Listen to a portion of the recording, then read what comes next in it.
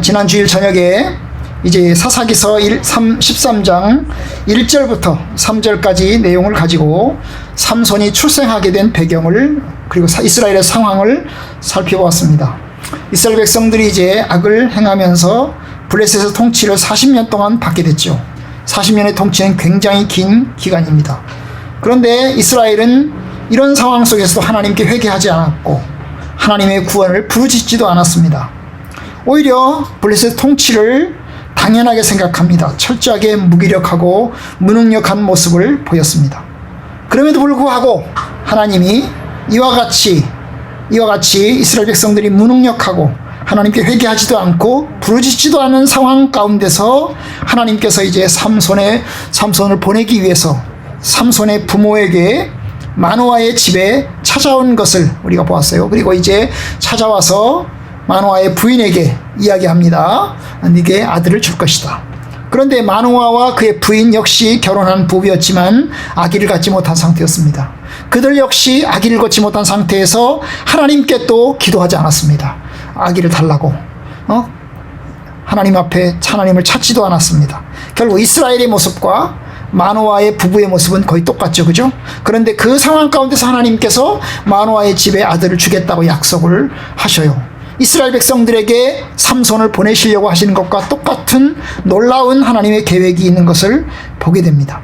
어쨌든 오늘은 하나님의 사자가 이제 마노아의 부인에게 나타난 것으로 이야기가 시작이 됩니다. 전혀 기도도 하지 않고 부르짖지도 않았던 부부에게, 그리고 특별히 부인에게 나타납니다. 그리고 아들을 이제 주시겠다고 약속을 합니다. 놀라운 일이죠.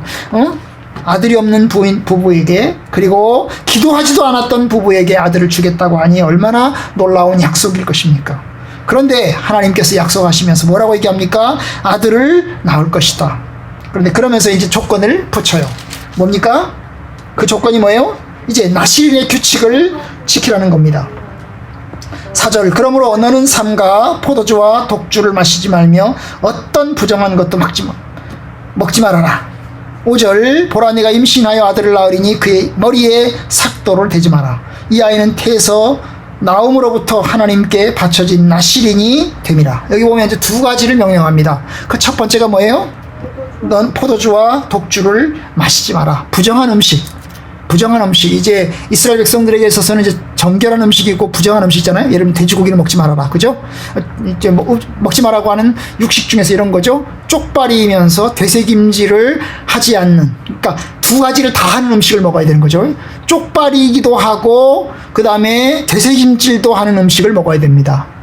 네, 그래요. 그런데 이제 돼지는 뭐예요? 쪽발이기는 한데 되새김질을 안 한단 말이죠. 근데 소는 뭐예요? 쪽발이기도 하면서 되새김질을 한단 말이죠. 그래서 이제 이렇게 하나님께서 부정한 음식과 정한 음식을 이제 지정을 해놓은 거예요. 그 고기의 특성 자체가 뭐 정결하고, 고기의 특성 자체가 부정해서 정결하고 부정한 거를 정해놓은 게 아니고 하나님이 임의대로 정한 음식, 부정한 음식 이렇게 정한 거예요. 그죠? 정한 겁니다. 정한 거예요. 그러니까 그런 것처럼 하나님께서 이제 정해 놓으셨는데 그런 음식들을 먹지 말라는 거죠. 그리고 뭐요? 독주, 포도주, 술이죠, 술. 포도주, 독주 먹지 말라는 거죠. 누가 먹지 말라는 거예요? 여자가, 그죠? 여자가, 산모가 아기를 낳게 되는 이 여자 보고 먹지 말라는 거예요. 내가 먹지 말아라. 원래 나실인의 규칙은 이제 두 가지가 있어요. 이제 죽을 때까지 나실인이 되는 경우가 있어요. 죽을 때까지 하나님 앞에 바쳐져서 내가 하나님께 이 아이를 바치겠습니다. 그래서 이 죽을 때까지 나실인이 되는 경우가 있어요. 그러면 당사자에 해당이 돼요. 나실인은 당사자에 해당이 됩니다. 그죠? 당사자. 어린아이가 죽을 때까지 나실인으로 살아가는 거예요. 그 부모는요? 부모는 관계없어요. 당사자가. 혹은 그러면 그렇지 않으면 일정 기간 동안 하나님 내가 1년 동안, 내가 6개월 동안, 내가 한 달 동안 하나님 내가 나실인의 규칙으로서 살아가겠습니다. 이렇게 일시적인 기간 동안 작정할 수 있어요. 그러면 그 기간 동안 역시 당사자가 합니다. 당사자가요. 그런데 오늘 말씀에 보면 이 나실인의 규칙을 누구에게 적용을 합니까? 엄마에게 적용을 하는 거예요. 너는 먹지 마라. 너는 포도주와 독주를 먹지 마라. 부정한 것 먹지 마라 하고 이야기를 하는 거예요. 왜 그럴까요? 여러분 아기를 가지면 아기에게 이제 이게 산모가 먹는 음식의 영양분들이 전달된다는 거죠. 엄마의 먹는 음식의 영양분이 전달된다는 거예요. 그런데 이 전달되는 과정에서 예를 들면 부정한 음식을 내가 먹으면 그 부정한 음식의 부정한 기운이 아이에게 전달되기 때문에 말하자면 산모도 먹지 말라 하고 명령을 하는 겁니다. 어쨌든 간에 이러면 뭐예요? 산모도 역시 아기를 갖는 1년 동안 6개월 10달 동안 결국 산모도 나실인이 돼야 되는 거죠. 그죠? 산모도 삼손 아기만 나실인이 되는 게 아니고 그 산모 역시 임신하는 기간 동안 성결함과 거룩함을 지켜야 되는 거죠. 지켜야 되는 겁니다. 이게 이제 첫 번째 하나님의 명령이에요. 두 번째 명령은 뭐냐면 5절에 나오는데 그의 머리에 이 아기 태어나는 아기의 머리에 아들인데 그 아들의 머리에 삭도 뭐예요? 이제 가위질 그죠? 칼질 해서 머리카락을 자르는 머리카락 대지 말아라. 그의 머리 위에 삭도 칼을 대지 말아라. 칼을 대지 말아라. 머리를 자르는 칼이죠. 머리를 자르는 칼을 대지 말아라. 왜냐? 이 아이는 태에서 나올 때부터 하나님께 바쳐진 나실인이기 때문이다. 그래서 태에서부터 뱃속에서부터 나실인이고 태어날 때부터 나실인이기 때문에 이 아이에겐 삭도를 대지 마라. 여러분 이 삭도를 대지 말라고 하는 이 규정은 사실은 굉장히 예외적입니다. 원래 나실인들은 삭도를 대지 말라는 규정 자체는 없어요. 독주를 먹지 말아야 된다는 규정은 있어요. 예? 독주를 먹지 말아야 되는 규정은 모세오경 속에 있는데 삭도를 대지 마라, 머리 자르지 마라는 규정은 없어요.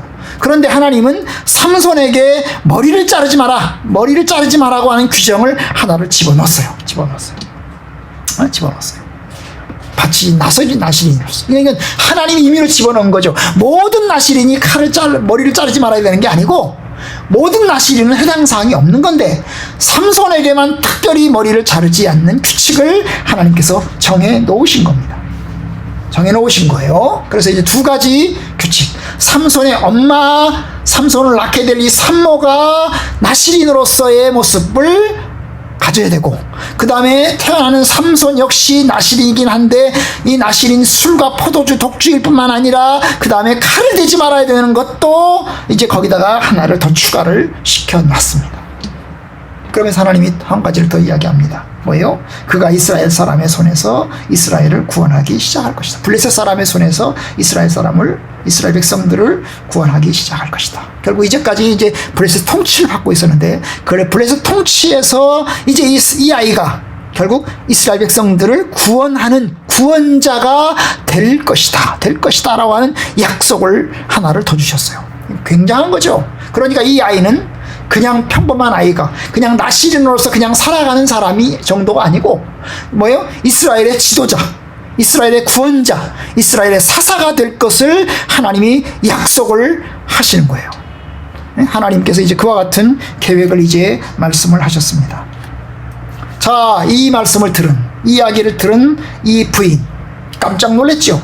그래서 이제 남편을 찾아갑니다. 남편 있는 데를 가가지고 남편에게 여차 얘기한 거죠. 내가 하나님의 사자를 봤는데 하나님의 사자의 모습이 참 이렇게 생겼고 그 다음에 하나님의 사자가 나 이렇게 명령을 하셨다. 이런 이야기를 이제 자기 남편에게 이야기를 합니다. 이야기를 하는데 이제 보면 여기 두 가지 특징이 있죠. 이제 여의자가 남편에게 하는 말 가운데서 뭐예요? 이 하나님의 사자의 모습이 굉장히 놀랍더라 하는 얘기를 합니다. 그의 모습이 하나님의 사자의 용모 같아서 어떤 모습인지 몰라요. 날개 달린 천사는 아닐 겁니다. 그죠? 날개 달린 천사의 모습으로 나타나지는 않았을 것 같아요. 어떤 모습인지는 모르겠지만 하나님의 사자의 용모와 같아서 매우 두렵게 생겼다. 너무 무섭게 생겼더라. 아주 이제 장비처럼 생겼나? 장비처럼 무섭게 생겼나? 하여튼 너무나 무섭더라. 그 사람의 모습을 딱 보니까 너무너무 무섭더라. 그래서 감히 그 사람에게 무슨 말을 못하겠더라. 이름도 못 물어봤다. 어디서 왔냐? 어디서 왔습니까? 당신의 이름이 무엇입니까? 물어보지도 못했다는 거예요. 너무나 무섭게 생긴 사람. 딱 보자마자 내가 겁에 팍 질려가지고 그래가지고 참 그랬더라. 평범한 사람은 아니죠? 저 같은 사람은 아니죠? 저는 부드럽게 생겼어요. 저 같은 사람은 아니죠? 아주 우락부락하게 생긴 사람. 아주 그냥 임꺽차같이 생긴 사람. 장비같이 생긴 사람이겠죠, 그죠? 유비같이 생긴 사람 말고, 그죠? 조조같이 생긴 사람일 수도 있어요. 어쨌든 간에 그런 사람이 이제 굉장히 두려운 하나님의 사자의 모습을 가진 사람이었다. 그런데 그 사람이 내게 이야기를 했다. 뭐라고? 네가 임신해서 아들을 낳을 건데 독주와 포도주 마시지 말고 부정한 거 먹지 마라. 근데 여기까지 똑같아요. 그런데 이 아이는 태에서부터 그가 죽는 날까지 하나님께 바쳐진 나실인이라. 여기 한 가지 더 붙여요. 뭐죠? 죽는 날까지. 이 하나님의 사자는 죽는 날까지라고 얘기 안 했어요. 그죠? 태어날 때부터 나실인이 된다고 얘기했어요. 그런데 이 부인은 이해를 한 거예요. 아, 태어날 때부터 나실인이 된다는 것은 죽는 날까지 나실인이 된다는 것이겠구나 라고 생각을 한 거죠. 그래서 자기 남편에게 이야기를 한 거예요. 아이를 낳을 건데 그 아이는 죽는 날까지, 태어날 때부터, 물론 태어날 때부터 시작해서 죽는 날까지 나실인이 되는 겁니다. 근데 여기 빼먹은 게 하나 있어요. 뭘 빼먹었죠? 삭도를 대지 말라. 삭도를 대지 말라는 것도 얘기를 안 했어요. 잊어버려서 얘기 안 하는 건지 일부러 얘기 안 했는지는 알 수가 없지만 어쨌든 삭도를 대지 말라는 얘기는 자기 남편에게 안 했어요. 그건 이제 기록에 나와 있잖아요. 어쨌든 간에 한 가지는 빼고 한 가지는 집어넣고 이렇게 하면서 이제 자기 남편에게 메시지를 전달을 했습니다. 자, 그 이야기를 들은 이 마노아 어떻게 합니까? 하나님께 기도합니다. 8절. 마노아가 여호와께 기도하여 구하옵나니 주께서 보내셨던 하나님의 사람을 우리에게 다시 오게 하사 우리가 그 낳을 아이에게 어떻게 행할지를 우리에게 가르쳤어. 이 사람이 이제 부인한테 들은 말을 갖고 안 되겠는 거죠. 그래서 하나님께 기도를 한 거예요. 그 하나님의 사람, 하나님의 사자를 다시 한번 나에게 보내주세요. 그래서 우리가 어떻게 했으면 좋겠는지, 우리가 어떻게 키웠으면 좋겠는지 좀 내가 듣고 싶습니다. 그러니 하나님의 사장을 다시 보내주세요 라고 이야기를 했어요. 아마 이 남편 부인의 말을 별로 신뢰하지 않는가 봐요. 부인이 전달한 말 가지고 별로 납득이 안 되는가 봐. 그래서 본인이 직접 듣고 싶은 거예요. 그죠? 뭐 내가 열심히 키우겠다는 양육 정신도 있겠지만 본인이 직접 들어야 되겠다는 그런 뜻도 들어있는 거죠. 그래서 이제 하나님 앞에 기도를 했어요. 그랬더니 하나님이 기도를 들어줬다는 거예요. 9절. 하나님이 마노아의 목소리를 들으시니라. 하나님이 이 마노아의 기도를 하나님이 들었습니다. 그리고 이제 하나님의 사자가 나타납니다. 근데 누구한테 나타나요? 원래는 남편에게 나타나야지 정상이죠. 왜냐? 남편 기도했잖아요. 하나님의 사람을 나에게 보내주세요. 내가 그 사람을 다시 한번 만나고 싶습니다. 나는 못 만났습니다. 우리 집사람이 만났습니다. 그런데 내가 만나고 싶습니다. 내가 만나서 직접 내가 듣고 싶고 내가 어떻게 키웠으면 좋을지 모르겠습니다. 듣고 싶습니다. 그런데 하나님의 사자가 남편에게 나타나지 않았어요. 사실 기도한 사람에게 나타나야 되는데 기도한 사람에게 나타나지 않고 다시 부인에게 나타났어요. 그죠? 9절. 여인이 밭에 앉았을 때 하나님의 사자가 다시 그에게 임하였다. 그런데 남편은 그 자리에 없었다는 거죠. 그죠? 그의 남편은 그 자리에 없었어요. 그러자 이제 10절 여인이 급하게 달려가서 자기 남편에게 이야기를 합니다. 전날에 내게 어저께 나타났던 그 천사가, 그 하나님의 사자가, 그 사람이 내게 나타났습니다. 그래서 남편을 불러와요. 그죠? 그래서 아내 마노아가 일어나서 남편을 따라가서 이제 사람을 만나요. 그리고 이제 물어봅니다. 당신이 여인에게 하신 그 사람입니까? 말씀하신 그 사람입니까? 맞다. 내가 그 사람이다. 그러면 이제 당신의 말씀대로 되기를 원합니다. 이 아이를 우리가 어떻게 키우고 어떻게 우리가 해야 됩니까? 라고 또 물어요. 그랬더니 이 하나님의 사자가 말하기를 내가 어저께 얘기하지 않았냐? 13절. 내가 여인에게 말한 것들을 내가 어저께 다 얘기했잖아. 어저께 얘기한 그것들을 그에게 다 삼가서 그거 다 지켰어. 여기서 그는 부인을 얘기합니다. 내가 어저께 다 얘기했는데 그 얘기한 내용을 부인이 다 지켜서 결국 뭐예요? 포도나무의 수산을 먹지 말고 독주와 포도주를 마시지 말고 부정한 것도 먹지 말고 내가 그에게 명령한 것은 다 지킬 것이냐 라고 이야기를 합니다. 결국 이제 부인에게 했던 말 똑같이 하는 말, 부인에게 했던 말이 다다. 그러니 부인이 지켜야 된다. 이런 얘기를 합니다. 여기서 보면 이제 네가 지켜야 된다 이 얘기는 없어요. 그죠? 네가 지켜야 된다. 네가 어떻게 해야 된다 이런 얘기는 없어요. 그죠? 그런 얘기는 없죠. 그죠? 지켜야 될 사람 누구예요? 삼손의 부인이, 삼손의 엄마죠. 그죠? 엄마. 여자가 지켜야 될 것만 다 얘기했어요. 포도나무에서 먹지 말고 독주 마시지 말고 부장어 먹지 말고 내가 명령한 거 다 지켜야 된다 라고 이야기를 했어요. 자, 그 이야기를 들은 이제 마노아 여호와의 사자에게 부탁합니다. 아하, 우리가 당신을 위해서 염소 새끼 하나를 준비하게 해주십시오. 우리가 당신에게 아마 제사를 드리고 싶습니다. 당신이 하나님이신 것 같은데, 하나님의 보내신 능력의 사자이신 것 같은데 우리가 당신에게 제사를 지내고 싶습니다. 그랬더니 16절 하나님의 사자가 이야기합니다. 네가 비록 나를 여기 머물게 할지라도 나는 네 음식을 먹지 아니할 것이다. 네가 만약에 번제를 준비하려거든 하나님께 바쳐야 될 거다. 나는 하나님이 아니다 그 말이죠. 나는 하나님이 아니다. 그러니 네가 하고 싶은 것 하나님께 해야 된다. 그러자 17절 마노아가 또 여호와의 사자에게 말합니다. 당신의 이름이 뭡니까? 당신의 말씀이 이루어질 때 우리가 당신을 존귀하게 여기고 싶습니다. 결국 이 마노아는 계속해서 그가 하나님이시라고 생각하는 것 같아요. 그죠? 하나님이시라고 생각하는 것 같아요. 그래서 그 하나님 당신을 존귀히 여기고 당신에게 제사를 지내고 싶고 뭐 이런 이야기를 계속 이제 하는 겁니다. 여호와의 사자가 그에게 이르되 어찌하여 내 이름을 묻느냐? 당신의 이름 16절에 당신의 이름이 뭡니까? 하고 물으니까 그의 답변이죠. 어찌하여 내 이름을 묻느냐? 내 이름은 기묘자라. 기묘자란 말은 이제 원더풀, 그죠? 원더풀, 놀라운 능력자라는 죠. 기묘자. 아주 뛰어나신 능력자라는 나는 하나님의 사자라 이렇게 하지 않고 내 이름은 기묘자라고 이야기를 했어요. 아마 이 하나님의 사자가 아마 이제 성경학자들이 볼 때는 아마 예수님께서 성자이신 예수님께서 하나님의 사자의 모습으로 내려오지 않았날까 그렇게 추측을 합니다. 자, 19절 이에 마노아가 염소 새끼와 소재물을 가져다가 바위 위에서 여호와께 드렸다고 그랬어요. 여기 소재물이라고 해서 곡식제물입니다.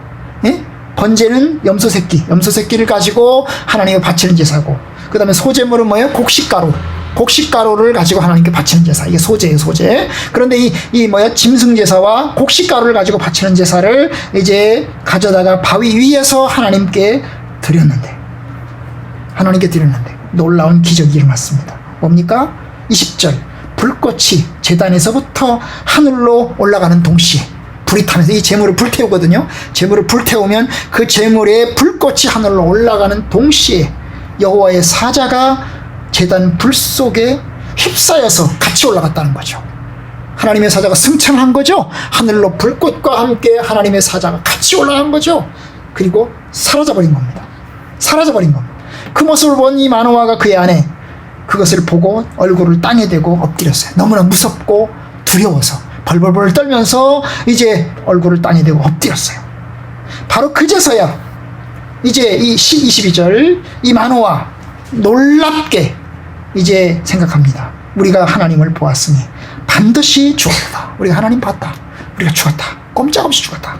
그러자 그의 부인 걱정하지 마세요 그 말이죠. 그의 아내가 그에게 이르되 여호와께서 우리를 죽이려고 하셨더라면 우리 손에서 번제와 소제를 받지 아니하셨을 것이고 이 모든 일을 보이지 않았을 것이고 또한 이제 이런 말씀도 우리에게 이르지 아니하셨을 것입니다. 그러니까 하나님이 죽이려고 마음 먹었으면 이미 우리는 벌써 죽었지 하나님이 죽일 생각이 없습니다. 걱정하지 마세요. 두려워하지 마세요. 그러면서 남편을 이제 위로하죠. 그죠? 남편을 위로합니다.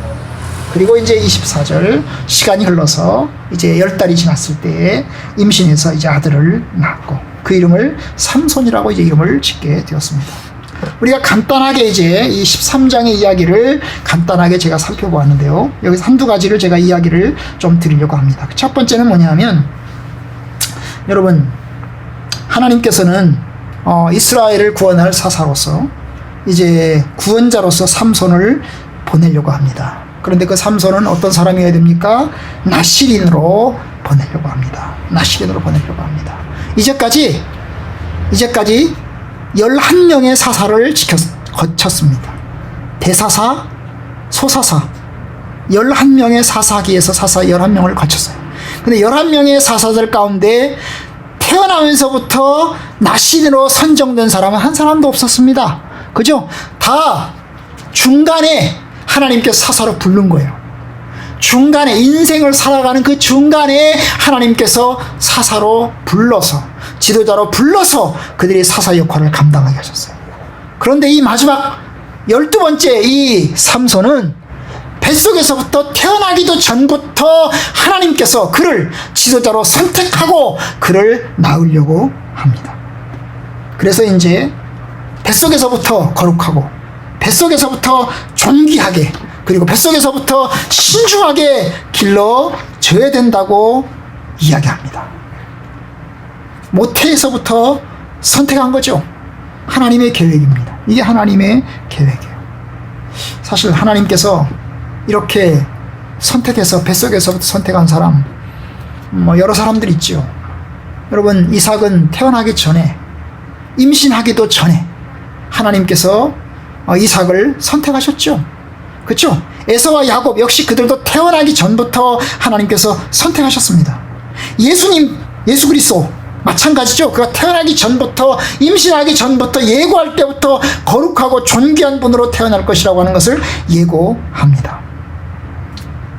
여러분, 바로 그 장면에서 그렇기 때문에 신중하고 조심스럽게 길러져야 된다는 것을 강조합니다. 태어나기 전부터 나신으로 지정되기 때문에 신중하고 거룩하고 존귀하게 길러져야 된다. 이것이 삼손을 향하신 하나님의 뜻입니다. 대부분의 사람들은 살다가 중간에 하나님의 부르심을 받아서 사사의 길로 들어서서 하나님의 길로 나아가는데, 삼손은 태어나기 전부터 하나님께서 불러요. 참, 부르시는 방법은 다양하죠. 그죠? 하나님께서 부르시는 방법은 다양합니다. 어떤 사람은 어릴 때부터 불러요. 어떤 사람은 아마 하나님께서 지정하신 사람이 있을 거예요. 어떤 부모가 아기가 임신되면서부터, 아이를 가지면서부터 하나님 앞에 나신으로 바치겠다고 서원하고 약속하고 하나님 앞에 키우는 사람도 있어요. 그죠?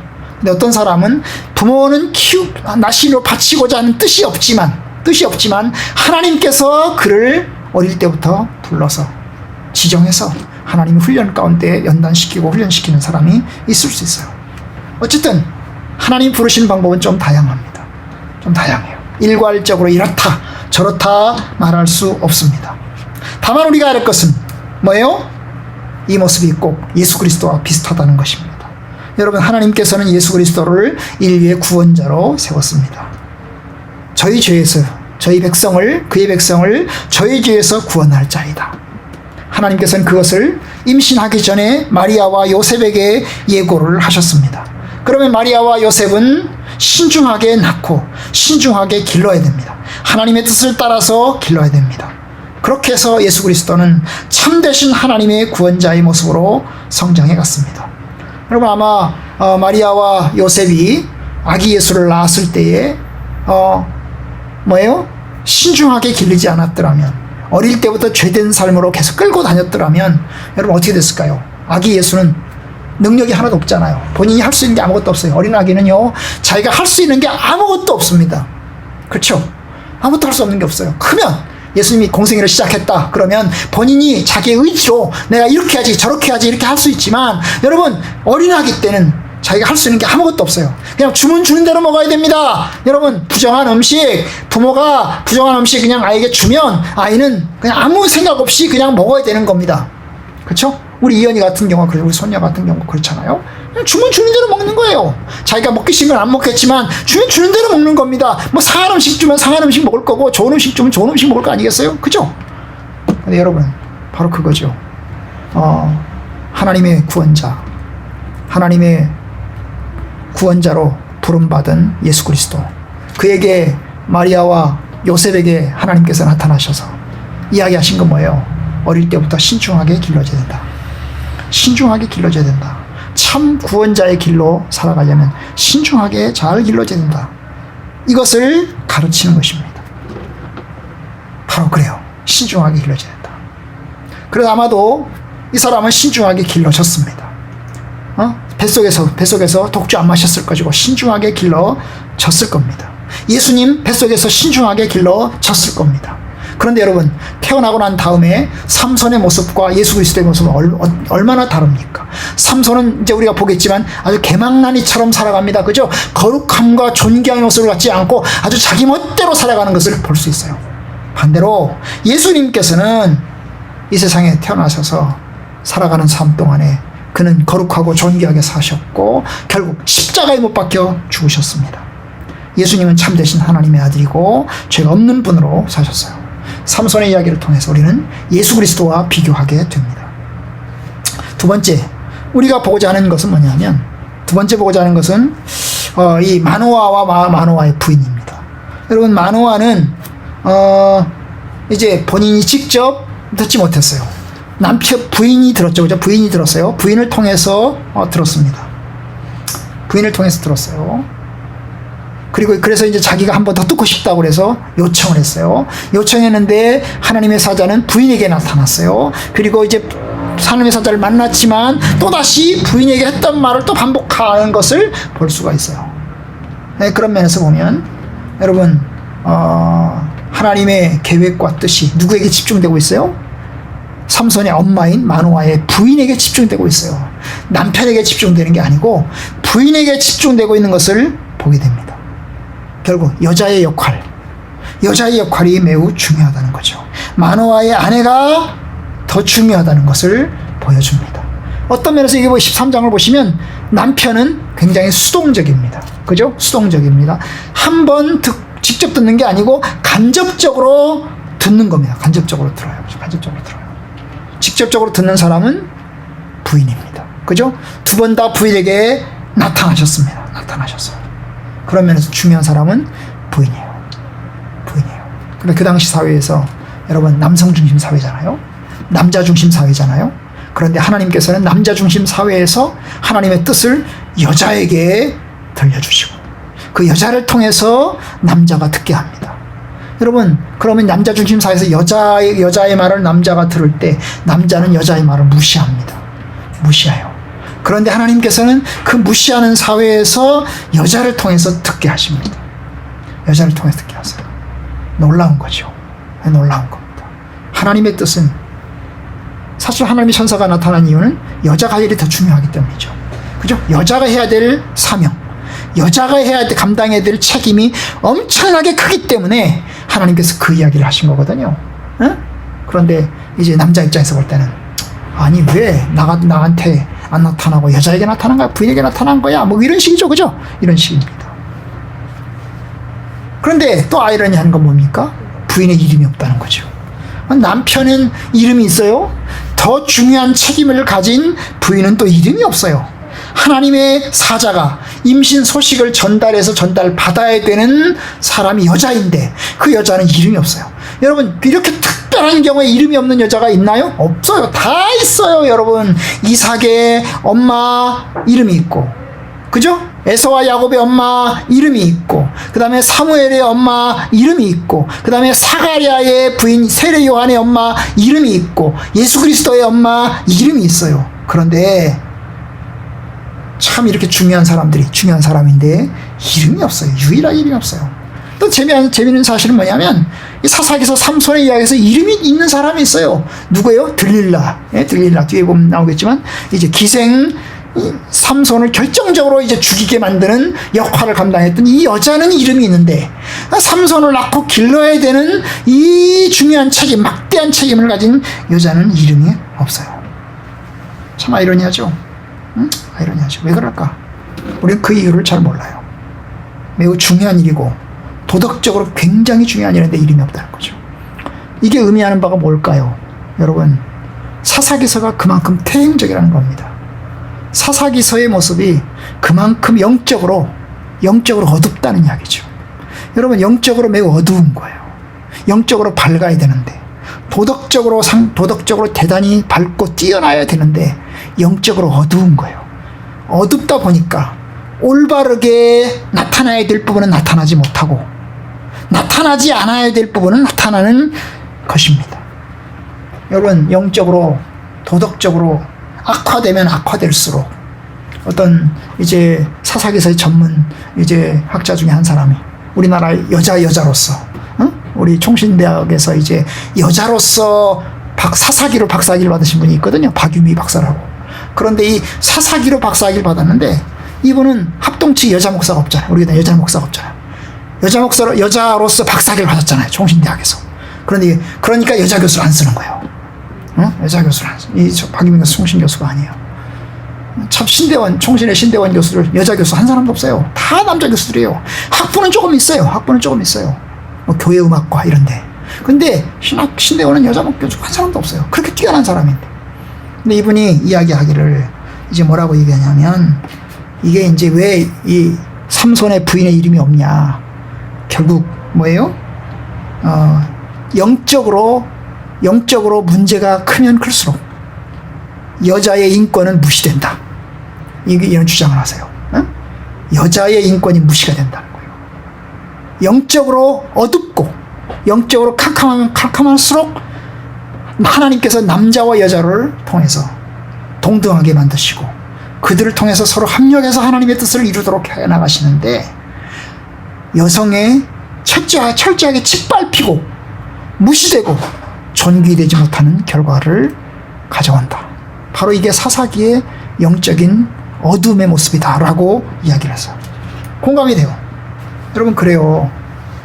참으로 그렇습니다. 하나님 이스라엘의 구원자를 예고받는 상황이잖아요. 그리고 그 아이를 낳고 키워야 되는 사람이잖아요. 영적인 지도자로 키워야 되는 사람이고 그렇잖아요. 그런데 그런 면에서 하나님께서 참 그 일을 해야 될 감당할 사람인데 참 이름이 없다는 게 참 아쉽습니다. 여러분 이제 말씀을 맺으려고 합니다. 이 사사기서의 모습을 보면 어그러져 있어요. 많은 부분에 어그러져 있어요. 제대로 되어 있지 않아요. 응? 여러 가지 부분에서 제대로 되어 있지 않습니다. 그런데 이것이 이제 점점 더 다음번에는 더 악화되는 모습으로 나타날 것입니다.